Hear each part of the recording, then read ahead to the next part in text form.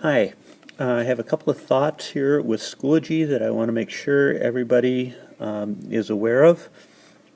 First off, I'd like to talk about making your courses available during the summer, and that's going to be important if we're doing any kind of curriculum writing. If you want easy access to what you did this year, this is the directions for what to do. And then secondly, we're going to be talking about saving courses to your resources. This is something that you should be doing.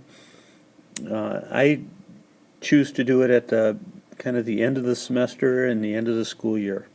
Some people are doing it as they go. What works for you is probably the best thing that we need to do. So, what you need to do, let's talk about making your class available this summer. We created a summer grading period, and what I'd like to do is to add that grading period to your class. So if you go to the class that you're working in, you'll need to do this for each of your classes. What you're going to do is you're going to click on this course options, and when you do that, this menu comes up, and you are going to want to select the edit info information. When you select that, this is the window that comes up, and here this is the box for grading periods, and everybody's semester 2 box is checked right now, but you'll notice that this runs out on June 6th. If you click this box for summer, you're going to find that we're going to have these classes available now for June 2nd to August 29th.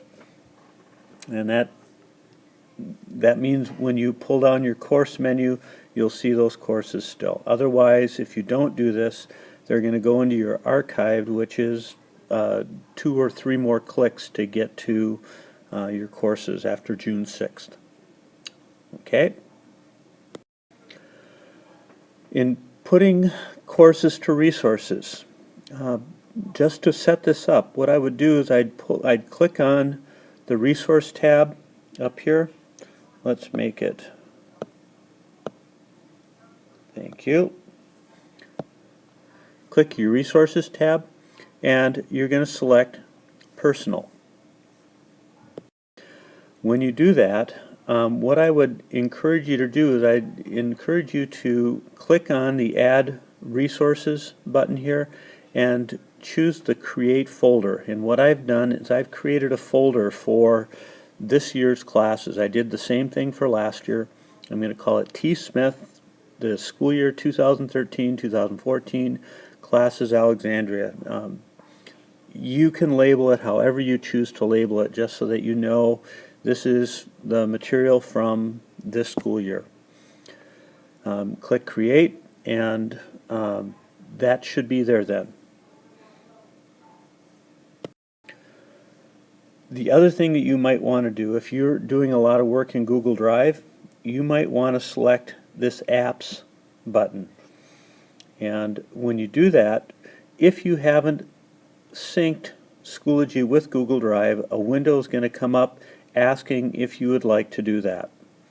And what you need to do is to follow the directions and agree and accept, and what'll happen is once this gets synced, my Google Drive will be part of my resources. So if I'm working in Google Drive and I want to add one of my files to my classes, they are available in my resources. It's pretty easy to get to.